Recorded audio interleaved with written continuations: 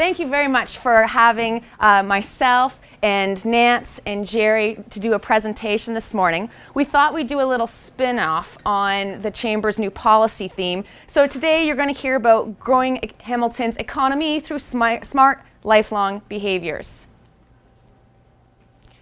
We want you to get 3 things out of this morning. We want you to leave with strategies to prepare for a long, quality life, useful resources for your workplace, and exercises you can do to calm the mind, improve posture, and have some fun. I don't think anyone in this room would argue that good health adds years to your life, but how good are those years? Are you going to be like Helmut here, who started bungee jumping at the age of 75? Right? Yeah. Me neither. But anyways, it's inspiring all the same, right? So later on, that's right. He says he feels calm. Although some people I think feel calm with Zumba. I'm calmer now that it's done, but it was great. Thank you. I appreciate that. Later on, Jerry's going to cover how you can add more quality to your long years of life, and I'm going to talk about what we can do at the population level to improve the health of Ontarians using the workplace as a setting. So, how many of you had a chance to use the life expectancy calculator? Were there any surprises? No, I'm going to live too long. It said 90. That's taking a long time. But that's okay. Jerry's going to show you how you're going to live like Helmut, right? So it's going to be good, right? So if you didn't have a chance to do the calculator, it'll be with this presentation. You can go ahead and check it out and see where you stand. Now, this calculator comes from a report that was just released. And what this report is saying is that at the population level, Ontarians can gain 7 more years in life expectancy and quality of life. And not surprising, it's just making changes to behaviors with regards to smoking, alcohol, physical activity, diet, and stress. Now, you're thinking, 7 more years, like, is it worth it? I know you're thinking of your quiz results and thinking, well, I don't really want to give up the nightcap. But anyway, so what does that mean at an individual level?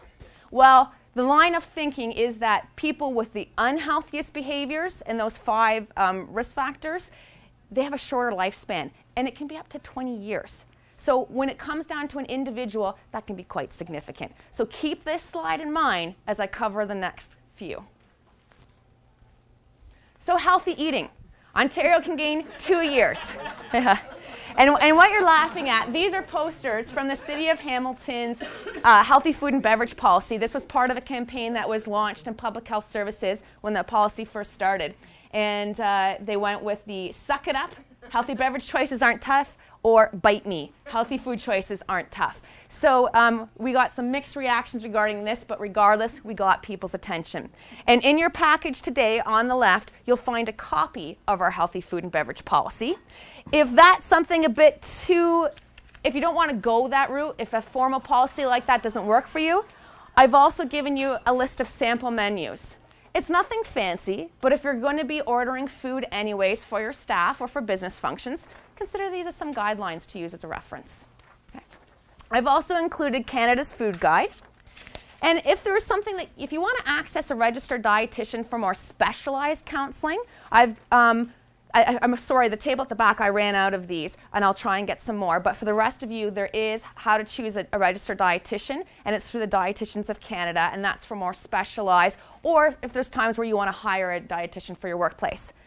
However, there's also this magnet that I've included, and this is where you can access free access to a registered dietitian for generalized counseling, and that could be for yourself or for your employees. You can either call them, or you can do some online counseling through Eat Right Ontario. Their website also has fantastic videos, recipes, articles.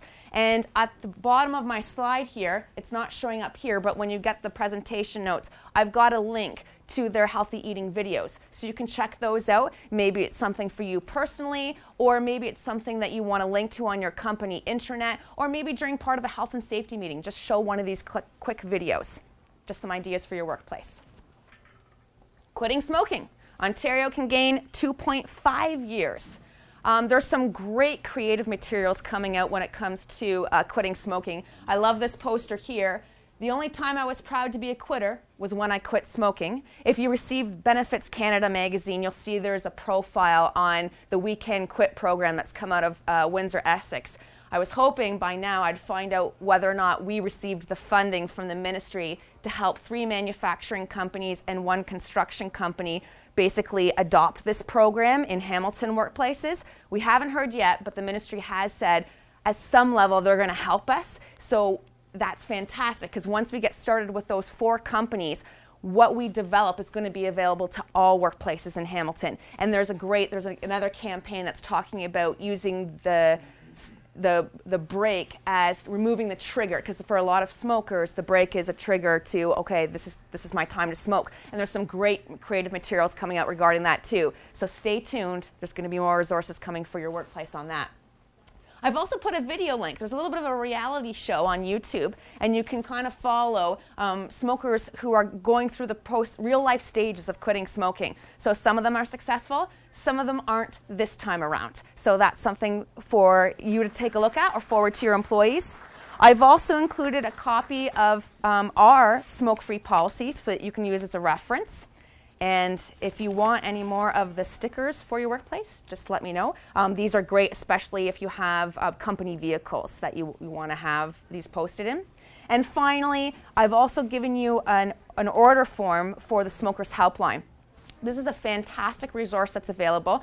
You can order a lot of their materials. Most of the time it's free of charge. Employees can also access counseling through the phone. They can even customize text support, or there's different online communities they can participate in. And there's also some translation service available, so it's a really great underutilized resource, so have some fun with that. I think it's something you can really promote to your employees. Yeah. I find in Hamilton it's older people that are smoking or younger people? Like what would be the percentage of older people versus younger people? I don't know the exact, but I do know that Hamilton has higher smoking rates than the rest of Ontario, and we do know that most of them are thinking of quitting in the next 6 months. I can get you more detailed stats, but those are the 2 that come to mind at the moment. Physical activity. Ontario gains 2.4 years. And one of the things that we're looking at in public health is, you know, the things we're doing in our spare time, that's a great start. But it doesn't seem to be enough, because we've really kind of engineered physical activity out of our lifestyle. So what I've got a picture of here on the left is there's a workplace in Niagara that's piloting the walk desk. And so basically they've ordered 9 of those workstations. They found it cost about the same as a cubicle. It is kind of cumbersome, but however, they're finding it's being quite well utilized. So employees can sign up. They can sign up for as little as half an hour up to an hour a day. So some employees are doing 2 half-hour intervals, some are doing 1 hour, and they're finding the rates are pretty impressive. So it's got the computer, there's the phone, everything's set up. So you can check your email. You can, maybe if there's something that you can do that's not as intensive, that you're able to walk at the same time. So that's one idea. Another idea is how you get to and from work. And the Chamber is now Smart Commute, so that's one fantastic thing that you can also explore for your workplace. So whether it's biking or walking, or even something as simple as taking transit, all the walking you do adds up in a day. So if you think from where the bus stop ends to where the front door of your workplace is, you've added some more steps to your day. So some things to think about. If you want more ideas, in your package I've included the business case for Hamilton employers. It kind of gives the dollars and cents of it. It also gives policy and supportive environment ideas that you can utilize. So take a look at that as well. And finally, Lisa, just a question. Sure. Those zip bikes, is there any talk of it coming to Hamilton? You know, those they have in Toronto, Montreal, Paris? I'm not sure, but I can... Where you rent the bike and they're all locked up, and you just go grab any bike, you have to subscribe. It's really a neat thing. They're in Toronto, Montreal, Paris.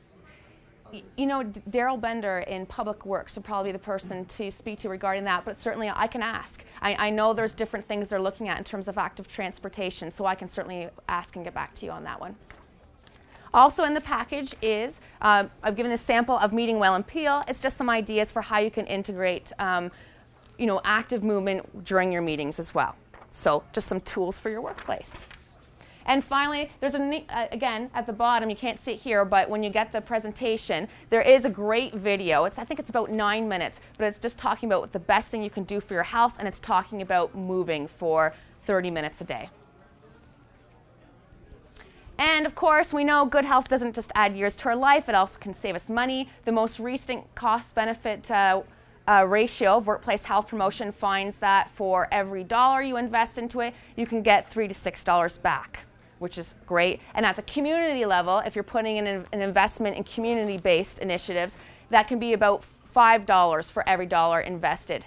Now, of course, I've talked to you about healthy eating, smoking, and physical activity. And all best of intentions can totally go out by the wayside if we are too stressed. And that's why I'm going to bring Nance in to figure out how we can deal with the stress component.